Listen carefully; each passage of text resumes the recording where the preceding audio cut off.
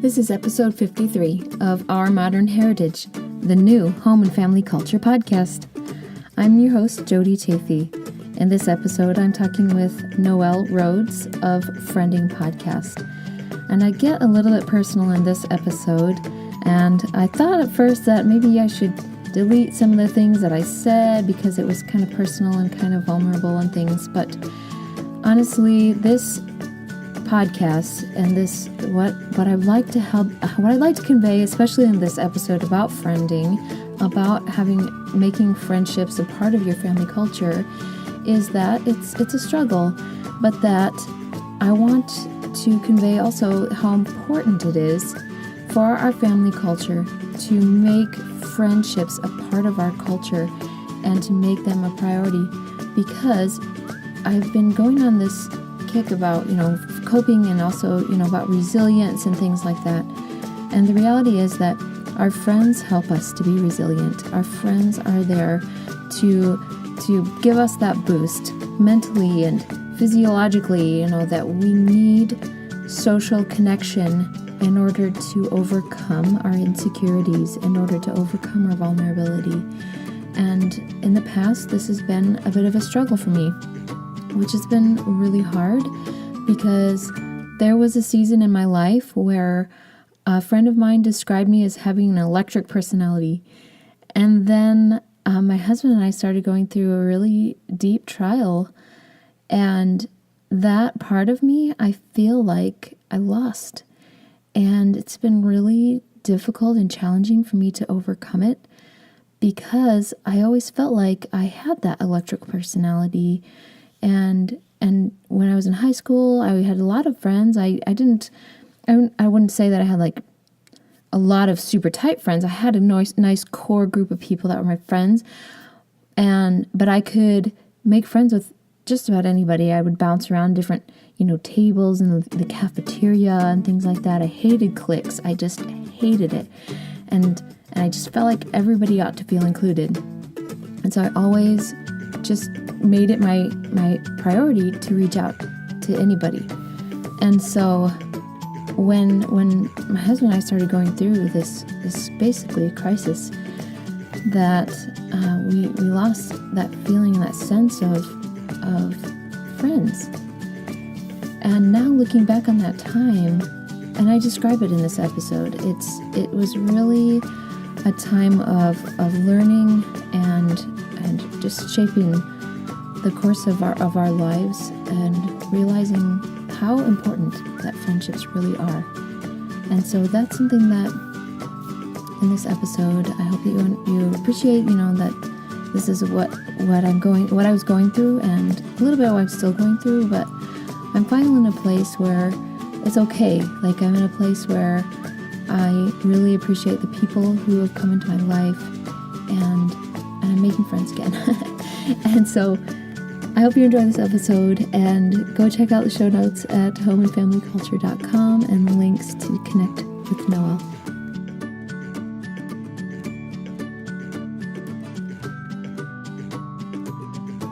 Noelle is a Jersey girl who believes in the power of bagels, but more importantly, the power of friendship.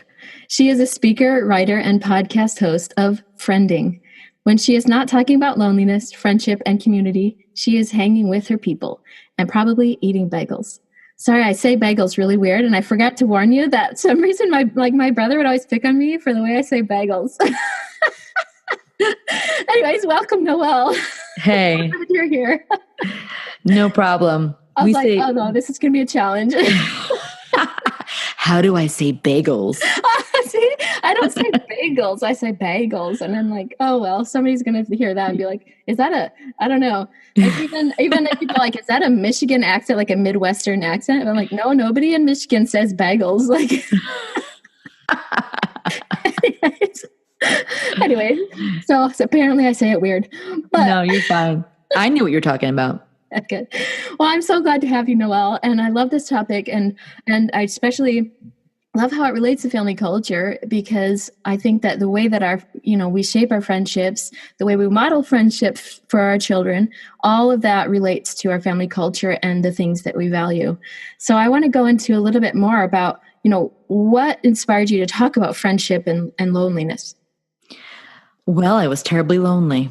And that's what No, it's true.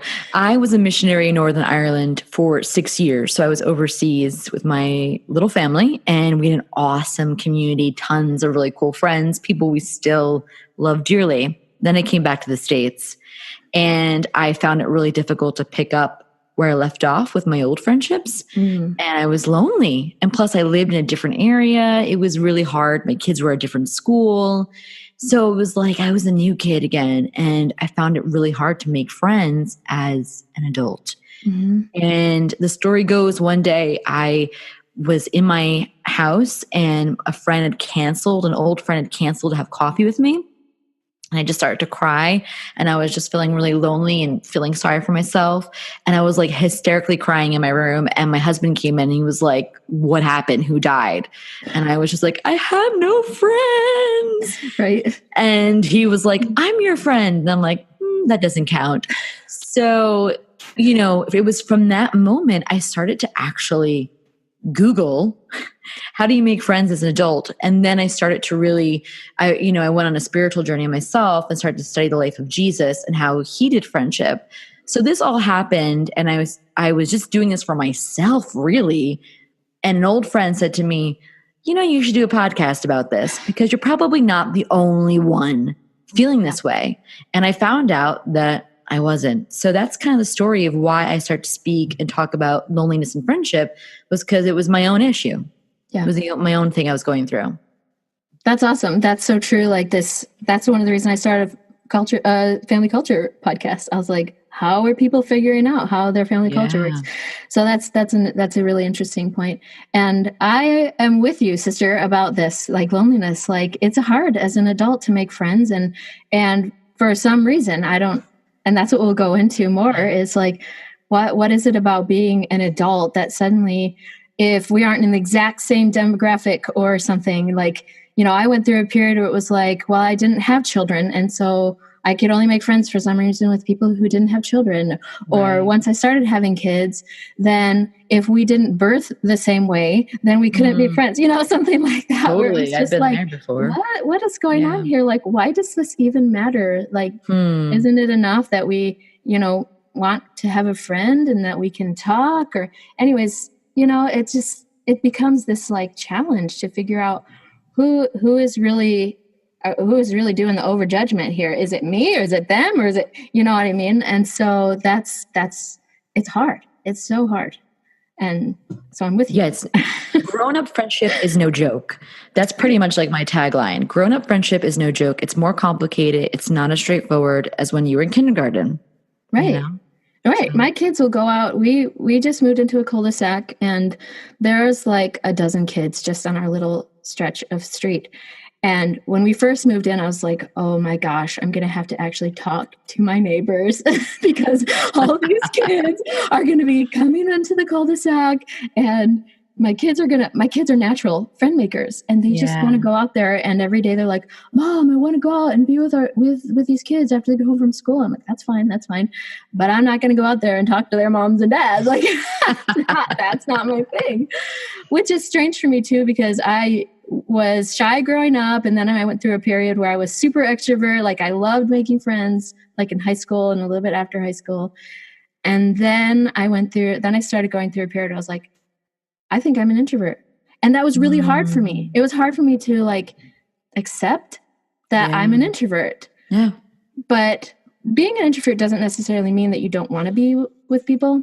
Yeah. It just means that like I can be with one-on-one with people like really good and stuff like that. And I could even get on a stage and like do stuff because I'm a singer and sometimes I speak. And I can do that. But I still like get drained if there's large crowds or something. Right. Yeah. Or talking to new people is really hard. Yeah. So there's it's all real. These are all real concerns. Yeah. Why in your perspective, what you've learned, why is friendship so important as an adult? Well, I mean, the science the science tells us that we do better physically and mentally when we're connected with people. So Cigna, the health insurance, just a report maybe 6 months ago about loneliness and how they found that loneliness directly influences the quality of health that people have. Even people who, for instance, are battling cancer, their chances of coming through are a lot stronger if they have a strong community around them, as opposed to if they don't. So, I mean, we can say, oh, well, that makes a lot of sense, but we don't always practically live that out. But also, I mean, from a spiritual perspective, I believe that we're created to be in community with each other, and we walk out our best life and we walk out our callings when we're walking with people. Like, that's how we're created. So when we do that, it's easier to grow. It's easier to heal. It's easier to give because you've got people. That's just how we're designed. Going back to the science, there has been studies done on 2-day-old infants, and they were studying their cognitive behaviors, right? But the neuroscience as well. And they found that little 2-day infants, when they were looking at their brain imaging, they could see that the part of the brain that thinks socially was lighting up all the time. Now, these are 2-day-old infants. They don't really have established relationships yet, but they're already kind of making those connections. And I believe that's because we're innately created to connect. So when you're not connected, I don't think you can do well. I think you're going to not get sick, but I think it's going to affect you physically. I think it could depress you. I think it could make you feel like you're not doing what you're supposed to do. But when you're a community, you find yourself. So that's kind of my thoughts on it. So it is important. It's important because in order for you to live out your purpose, you need people. So what I hear you saying is that physiologically, we don't develop if we aren't around other people. So like 100%. Our brains and our mentally and physically, we may not even develop. And then if we aren't connecting with other people, then we're just going to be like trapped inside of our little comfort zone and never learn about who we are, our capacity. And we even, I totally agree with you. I believe that we can get sick if we don't have friends, if we don't connect with people because if you think about physically, you're not developing, then you're probably going to get sick. Yeah. And I actually ran this whole campaign about coping skills and stuff. Yeah. And I looked into how when you have friends, it fires up all those good neurons and hormones in your brain and in your body because you're connecting with people. And you're right. We are so wired for connection. If it's so important, why is it so hard to make friends? 2 reasons: busyness and insecurities. So right now we are incredibly busy as a society, and we just do a lot of stuff. So in order for you to have a relationship with somebody, you have to have consistent time spent with that person. It's really difficult to become friends with somebody and have it to be deep and life-giving if you're not talking to them on a regular basis or seeing them. Yeah. And social media doesn't count. So, because social media is a very edited, curated version of your life. It's not the real you. No matter who you are, that's just the case. Yeah. But you need consistency in order to make a connection. So we're really busy. We're not connecting consistently. We get isolated because we're just really busy doing the thing that we need to do or we feel is important to do. And there's lots of reasons for that. But also, insecurities keep us from being authentic. And if you cannot be authentic, then you really will have a hard time finding your people, because you'll always be adapting who you are to meet the general consensus. And so you're going to create a lot of shallow relationships, but you're not going to create any that are life-giving. So a lot of people, the reason why they're struggling in the friendship area is because either they're too busy to literally spend time with people, or they're too insecure. So they're not really revealing who they are. And you have to be the real you in order to be a relationship. Absolutely. And what I was going to say, and why I asked this question, like Brene Brown says that the antidote to shame is connection. Yeah. And that when you can't make connections, then essentially you're living in your own shame and you're doubting yourself, or, you're feeling that insecurity without ever, I like how you say this, life-giving connections, life-giving friendships, because when you can make those connections, you can talk through your insecurities, and then those people still love you and accept you. Wow, how much growing can you get from that kind of a relationship? Just being able to create that antidote for the shame and the insecurity. But it's hard. It's hard. It is hard. Because like Brené Brown says, you have to become vulnerable. Yeah. And how many of us really want to be vulnerable? And you have to give up. The reason why a lot of us are busy, at least me, I'm gonna speak for myself, is because it makes us feel important. So you have to give that up a bit to create space to spend time with people. And that means you have to give up the need to feel important. And that's something I've had to do in my life. I've had to let some things go to create some room in my literal calendar so I can have coffee with a friend, or I can go for a walk, or pick up the phone and actually talk to them. So you have to give up kind of that idea of, I'm so important because I'm doing all this stuff, to be present. Yeah. Oh, presence is that's like a huge, like, popular word right now. Yeah. Right? But it's so true. Being present is so important. Mm-hmm. So what you're saying is that we need to actually pick up our calendars, write it, like make it a priority to to create time and space for our friends. It really has to become our culture, though. Yes. It does. It has to be something that you're about. And so you have to literally say to yourself, I'm about friendship.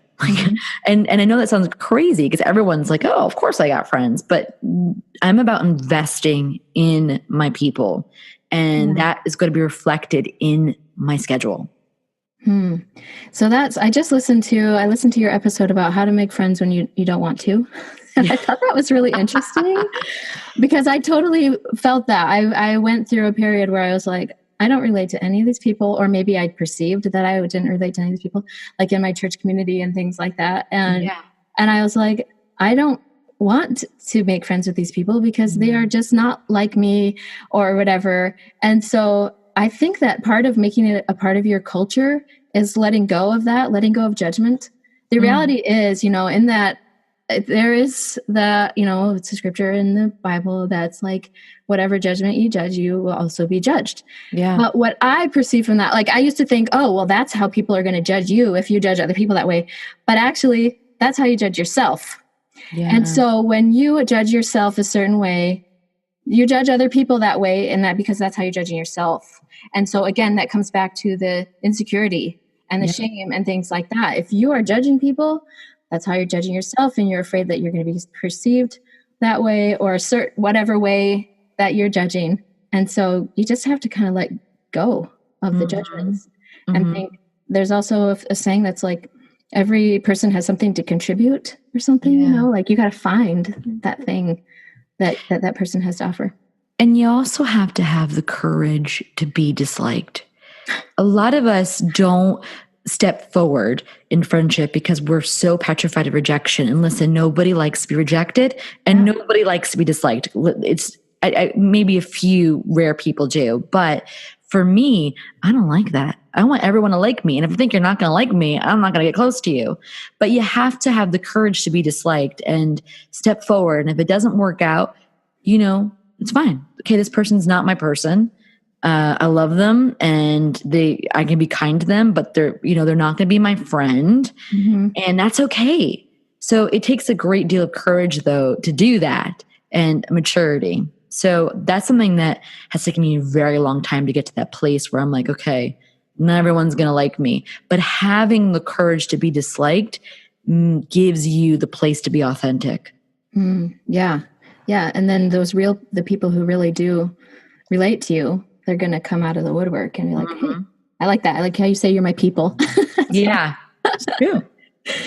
Is there like a certain demographic besides like within the adults or whatever that it's harder to make friends? Like, for example, like are millennials having a harder time, or is it parents or middle class? What is going on with like these demographics? That's a great question. I don't think there's any one demographic. I think anytime there's a seasonal change or transition, it's an opportunity for loneliness. Change tends to precede loneliness. So let's say you just graduated from college and you're going into the work world. Those kids always feel lonely. Let's say you're a newlywed. Oh my gosh, so many newlyweds have written to me how hard they're finding making friends as a newlywed. New moms, moms going into elementary school, empty nesters. I mean, anytime there's a change of location, a change of season, that's where the loneliness tends to set in.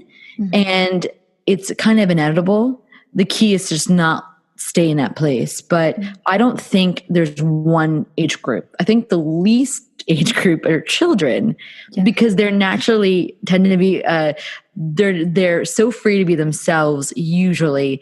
And they're also consistently spending time with people in their class every day. It's the same people. So they tend to not have as much loneliness the younger they are. You start to see some changes, I would say upper elementary. That's when it starts to change a little bit. But anytime there's a seasonal change or you're transitioning into a new phase of life, there's opportunity for loneliness. Yeah, I totally agree with that. That was like I said when I started having children, and it was like so many people that were in my like kind of core group in a way. Like I was never super close with them, but it's like, and maybe that's why we kind of fell off, was like I had a different birthing plan than they did. And so that was just like, really? Yeah. Or I kind of became very protective, I think, of the way that I wanted to parent.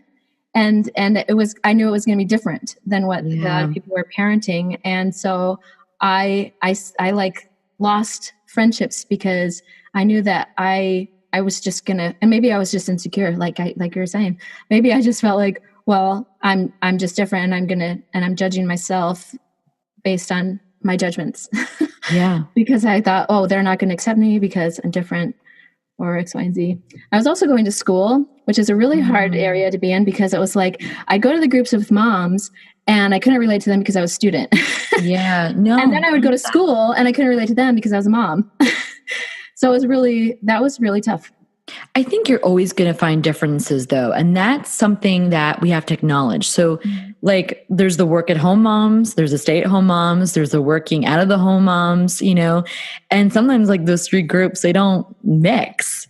And I think the beauty is when you can just, bring yourself from wherever you're at, but then celebrate the difference in other people, and cheer them on so that they know that it's not about the difference. It's about the commonality. And that takes time to build that kind of ability. It's sort of like a superpower. Yeah. Well, what I've been learning too is that we're so much more than just moms. We're so much more than like our little demographic. It's like, but I think we forget that because we're so like engrossed in whatever's going on in our kids' world or whatever. But like when we are out there doing our own thing, and this is part of why friendship is so important, right? Like if we are out there making friends, we're nourishing ourselves and our own souls and things like that, we begin to refine our own identity. And that's super important. And, it's really important to have a collection of different kinds of friends. I have friends who've got no kids. I have friends who are like, working in the corporate world, and I'm not doing that. But man, their experience enriches my life. I just on Friday night had tea with a friend who's in the corporate world. She works like crazy hours and travels all over the place. And she got to really speak into my life because of her unique experiences. And as long as I'm open to that, and as long as I'm like, well, we don't have the same life, therefore you can't like contribute anything to it, which we do, right? Because we get insecure. But if we can be open, my gosh, their differences can really they can propel us to be even more who we are. Totally. What is your advice for people who are suffering from depression and anxiety, or introverts? What is your advice for them? Because I know that is something that can be a really big hurdle to overcome. And so just one or two tips that you have for introverts and people suffering from depression and anxiety. I talk about this a lot on Friending because I myself have suffered with anxiety. So if you're wanting like a deep dive, there's an episode about it. Good. I can't remember what number it is. But it's like, when you're, how to support a friend who suffers with anxiety or something like that. But the thing I would say, if you're suffering from depression and anxiety, the temptation is to withdraw. And so that's not good for friendship.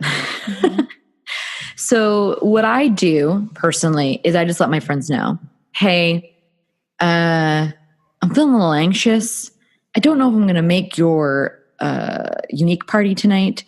It's because I'm feeling really anxious. I'm feeling overwhelmed about, A, and hey, pray for me. Because I think what we do, I mean, I don't know if anyone else does this, but like in the past, I would have been like, I can't come tonight. I don't feel good.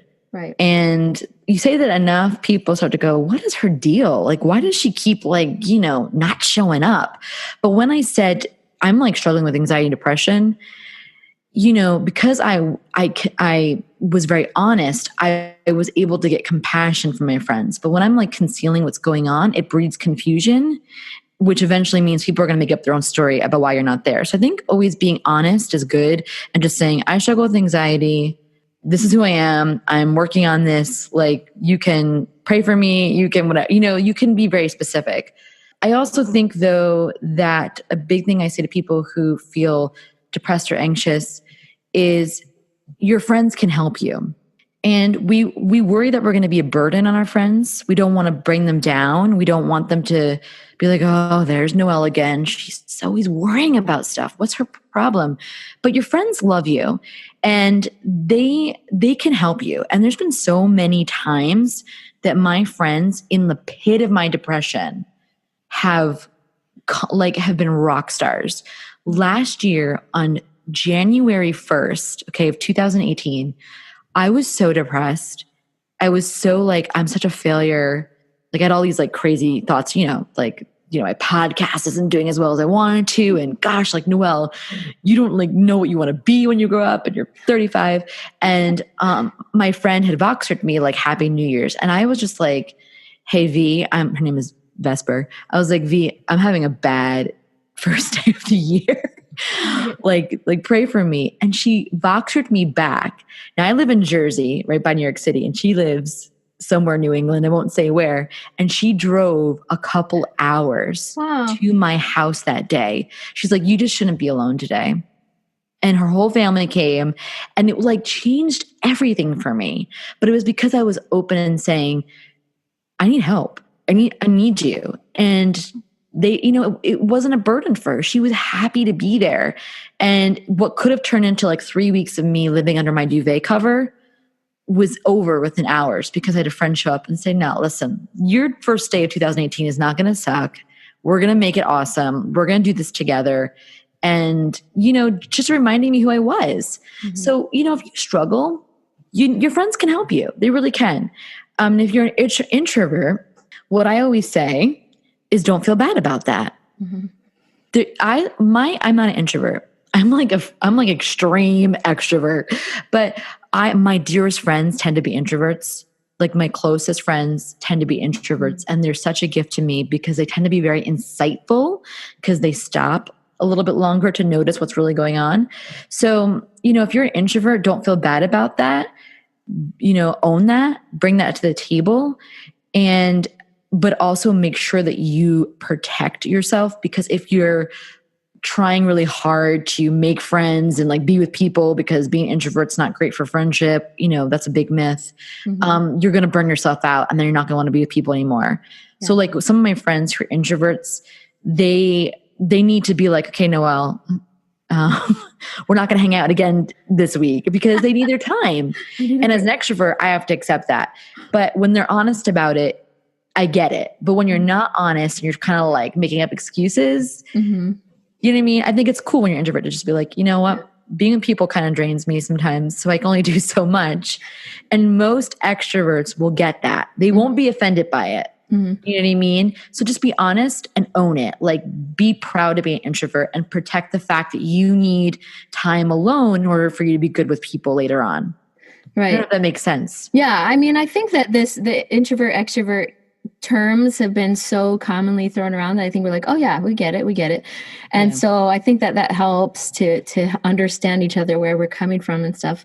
But you're right. Like, it's hard. Like, when I had this realization, I'm totally an introvert. It really kind of freaked me out at first. Yeah. But now that I'm starting to really wrap my mind around it, I'm like, you know what? That just means that I just like to have intimate friendships and not necessarily need to be like the life of the party or, anything like that or whatever. And that's, you both have their strengths, and that's awesome. Yeah. And I say every extrovert needs an introvert and every introvert needs an extrovert. Totally. Totally. Okay, so now transition into like this idea around family culture and how friendship influences our family culture. Like, how do you see the way that our family culture, and friendship influence each other? Why is it important to our family culture? Why is it important to our family culture? Well, number one, we're teaching our kids what they need to do when they're outside of our family. I mean, your family are your first friends, right? So it's really important that I model healthy friendship for my kids because they're not always going to live in my house and they're going to be making their own friendships. So for us in my personal family, like my kids know friendship is a value.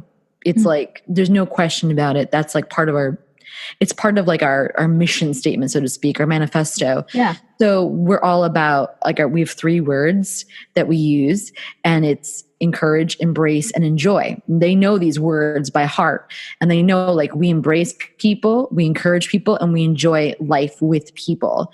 So I'm teaching them that you're going to do life outside of our little family. You're going to do it with friends, and this is how you do it. So I'm very intentional actually in teaching my kids about friendship, probably in like a really sort of weird way, but I am like, okay, this is what you do to make new friends. This is what you do when your friends are giving you a hard time. I'm very like hands-on specific with them because it's not even easy as a child sometimes.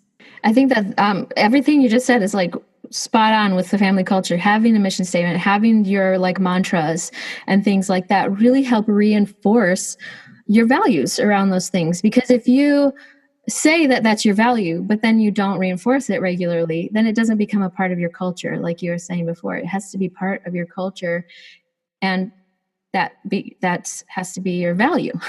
and I think that it's important to make that part of your value. Like even for me as an introvert, like I know that my kids are going to be like, I want to go and play with my friends. And I'm like, I kind of groan about it. Yeah. But because I know it's important for modeling good friendship for them and to help them see like how it's important, how we treat people and things like that, and how to be inclusive and kind, that I have to intentionally step out of my comfort zone and go and do those things. And I think you got to get really super practical about it with kids, because we can say a lot of different things like be kind and be inclusive and, put yourself out there, but they don't know what that means. If you ask my kids, if they were right here, right now, and you said to them, how do you make new friends? What can you do to make new friends?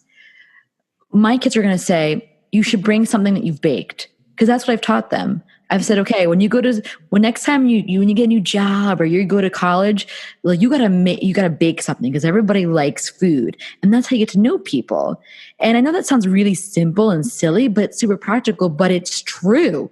It's so true. If you want to get to know people, you got to like volunteer. You got to get involved. You got to, literally do things sometimes that you don't want to do or doesn't necessarily feel natural to you, but that's the only way you're going to meet people. So I like literally teach my kids these very practical things.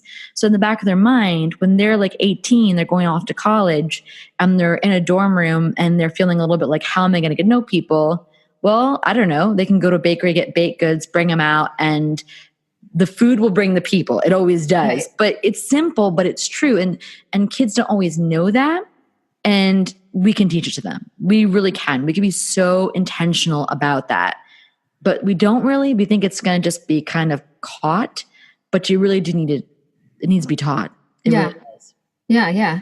And to be consistent. Like yes. you can't just be like, well, this one time we'll make friends by doing that. But next time that arises, I don't want to do it. It's like, you got to keep going. You got to like, maybe even like you said if you have to put it in your schedule, like put it in your schedule my parents have started doing this. They started every Friday night inviting people in their neighborhood and from church to just come over for like a game night. Yeah. I was like, I was really blown away by that because my mom's super introvert, my dad's super extrovert, but like they just decided that this was an important part of keeping up with people. Is just planning it. I love that. And we just did in the summer, we do a weekly barbecue for our neighbors and everybody just comes. And, my daughter would be really intentional about making sure the little kids felt included. And I remember asking her, I'm like, why are you so good about like making sure that the 3-year-olds are, invited to play? And she's like, well, I was 3 and these older kids did that for me. And so she got it. She's picking these things up, but it was because I pointed it out to her a while ago. She's like, remember when you said that so-and-so was kind to me and included me? Well, I'm going to do the same thing, And it does get, with family culture and raising kids, the biggest thing parents are going to come against is when there's friendship drama. Mm-hmm. Mm-hmm. It will break your heart into 3 million pieces. It just will. I don't know if you've experienced this yet. I don't know how old your kids are, but when your kids are like hurt by people, it's like you just want to go in and kick somebody's teeth in because it's so upsetting. But it's opportunity for you to teach your kids, well, how do you deal with heartbreak like this? And you have to be so intentional. Like I literally am like, guys, if somebody's hurt you, like don't be talking about it with other people. Don't be trying to get like people to come on your side. Like go to that person first. And we like literally practice it. We act it out. We try to like help them with that. So when the situation arises, they're prepared. And they don't always get it right because I don't always get it right, but at least they know the right thing to do. Yeah. And maybe even like telling, like if you've had an experience in your childhood where you went through this kind of an experience, then you can go, this is what happened to me once when I was in grade school or high school or whatever. And you can tell them a story about your past. That also reinforces those values and it connects them with stories that also help with that resilience of being able to spring back from these kind of setbacks. And so you can tell the story like, when I was in 6th grade, my friend totally dumped me. And like, that happened to me once too, or whatever. Yeah. And then that helps you become more relatable. And it helps them to go, well, mom overcame this struggle and I can probably overcome it too. And mom and I can relate together to this thing or whatever. That's excellent. Important. Because it is so important, right? Like that we model this thing for our kids, that we relate to them, that we are consistent, that we are expressing and being intentional about our family culture around friendships. I mean, this is all, it's just so important. And I think that one of the reasons why I think I wanted to have you here on the show is because this has been a struggle for me that I'm like, 2 years ago, we moved to a new place. And for 8 years before that, we didn't, like my husband and I became like really clingy to each other because we couldn't relate. We didn't feel like we could relate to anybody. We were going through struggles with depression and financial struggles. And it was just like, this is hard. But then our daughter was born and she is like super extrovert. She is the one that's like, Mom, I want to go out and do this thing. And I'm like, like groaning. And so that's why I wanted to have you to talk about this, because it really is an important part of family culture, that when we're going through hardships, when we move to a new place, when we have those transitions, we need that connection. Because sometimes I look back over that time when we were really struggling, and yes, it really strengthened our marriage because we became very autonomous and whatever, but we didn't have a remedy for the shame and insecurity that we were feeling. Because there was nobody that we felt like we could relate to. We would come and go from activities and we would come home and cry because we're just like, we don't have any friends and nobody understands what we're going through. And we're finally getting to a place where we feel more comfortable, like being able to talk to people about what we've gone through. And so it's been healing. It's been a healing process to be able to talk to people and to start making those connections and telling people what we've been enduring, what we've been going through. And because part of it is, I don't want to go through our whole lives modeling for our kids that we're afraid to make friends or that we're afraid of making connections or that we're afraid of being vulnerable, because like you said, they're going to go out and they're going to make friends with these people and they're going to come back and go, what do I do now? Or things like that. So, yeah. So anyways, your thoughts about that? You sound like you have thoughts. I think the biggest thing I would encourage someone who might be listening going, oh my gosh, I really struggle in this area. I want to say to you, give yourself grace to grow. Mm-hmm. And don't beat yourself up that maybe you think you should be farther. You should have a bestie or a squad at this point or a really strong community. Don't beat yourself up about that. This is just one part of the story that you're at. Mm-hmm. Keep taking little tiny steps towards connecting. And that might just be, honestly, today I actually said hello to my neighbor outside, and celebrate that and build on that. Don't if the idea of hosting a block party is making you feel like you might throw up, it's not time for that. No. That may never be your thing. You may always be, a cup of tea, one-on-one kind of person. That's awesome. We need those people. Mm-hmm. So, a lot of people will write to me and they're like, what do I do? I'm having a hard time. I'm like, give yourself grace to grow in friendship. And also remember that friendships, 90% are seasonal. Mm. It's very rare to have a friend since 6 years old. I mean, it's really, really rare. So, you're going to have friends for a season and that's okay. You're going to move and the people that you left behind, you're not going to be as close to because they're not in your everyday life unless you're talking to them every day. That's okay. Honor that for what it was, but don't feel bad that you don't have it still. There's nothing wrong with you. Everybody is going through the same thing. Mm-hmm. So I would just encourage you to give yourself grace, understand it's seasonal, understand that everybody gets lonely at some point. Yeah. But the most important thing is you're not meant to stay lonely. Mm-hmm. It's like you cut yourself and you're bleeding. You got to put a Band-Aid on that thing. You can't just pretend like you're going to bleed all over the place. You know what I mean? So yeah, everyone every once in a while cuts themselves. Every once in a while gets hurt, but deal with it and, move on and grow and, cool things are going to happen when you connect with people. But if you're not where you want to be, don't feel bad. You're cool. You're awesome. It's just, this is where you're at the story. So keep moving forward so you can get to the next chapter. I don't know if that makes sense. Yes. But I just feel like sometimes people hear me and this is all I talk about is friendship, right? And they're like, well, it's easy for you. You're an extrovert and this is what you're talking about. But listen, I mean, even as a friending person, there are times where I'm like, I don't have anybody, and that's where I am in the story, and it changes, especially as women and as moms. I feel like we go through a lot of life changes and, you're going to find yourself in places where you're like, oh, wow. Where'd all the people go, Mm-hmm. And don't be hard on yourself. And remember, you've got something to offer. You matter. And the world needs you, but they need the real you. So embrace that, and then connection comes. Awesome. Thank you.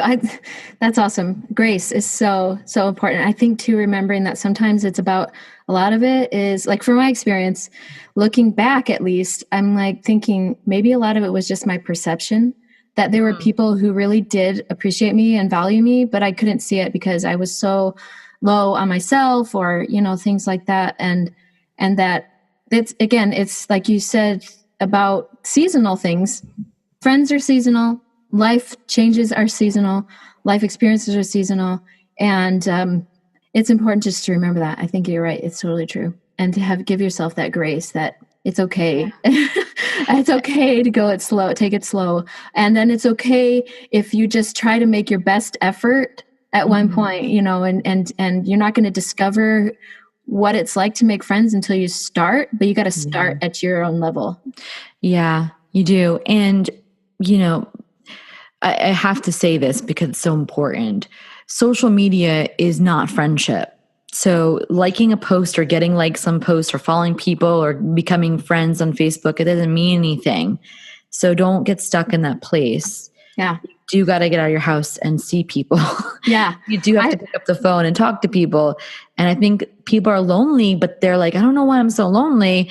I'm connected. All these friends. Yeah. Because you are connected, right? All the time to your phone. And you could at any point look into how someone's doing. but you're actually not really engaged with that person. So if you find yourself chronically lonely, ask yourself how much of your life is being lived online as opposed to offline, and maybe take it offline a little bit more, and you might feel more connected. Yeah, I completely 100% agree with that. I found that my level of stress and depression and anxiety rose the more time I spent on social media. It was like I was becoming dependent on these like responses on social media or something. And when nobody's responding, I'm like, nobody sees me, and I'm freaking out. But just recently, just in these last couple of weeks, I did like a social media fast where I actually didn't look at social media for 10 days. And these last few days after ending that, I feel like I have a new life. Wow. I don't feel like this urge to constantly pick up my phone and look at it.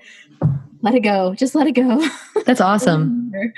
I'm going to try that. Yeah. Oh man. At first I was very skeptical. I was like, there's no way that I'm going to be able to give this up, or I don't know. Yeah. I mean, it's just social media. It's not like right. life, but it shouldn't, I hope, but I don't know. I was very skeptical, but then at the end, and I still had this urge to like look at my phone. I'm like, I need to see something on my phone. No, I can't look at social media. So what am I doing? Right. And that urge after 10 days was gone. I was like, I don't need to look at this all the time anymore. Yeah. And so it does. It frees you to do things more productive. It frees you to be able to make those connections in real life. I love that. That's awesome. So awesome. Thank you so much, Noelle. And I'd like to ask my guests in conclusion, like, what are some of your favorite books, like about this topic, about your friend, about friendship, that you recommend? Because I love reading books, and so I love learning about different books that are really good for this. Yeah, there's a lot of books on friendship, but the one that I often recommend to people is written by Shasta Nelson. Shasta is like the friendship guru of our modern day, and I love her, and I can't speak more highly of her, but she wrote a book called Friendships Just Don't Happen, and it's very practical. And if you're stuck and you feel like you're lacking in life-giving friendships, I would highly recommend getting Shasta Nelson's book, Friendships Don't Just Happen. It's a handbook to friendship for sure. Awesome. I will have to. I haven't heard of that one. I've heard of Shasta, but I didn't know that she wrote a book. So that's cool. I'll have to check that one out.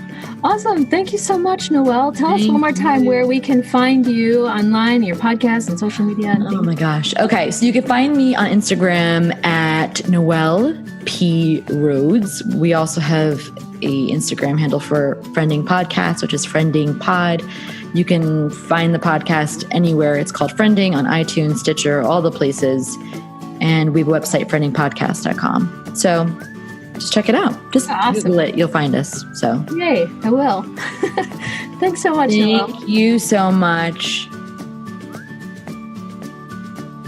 Thank you for listening. I love getting your feedback.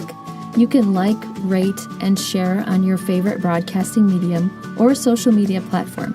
You can find me on Instagram, Facebook, and Pinterest at Family Culture Podcast, and on Twitter at _Family Culture.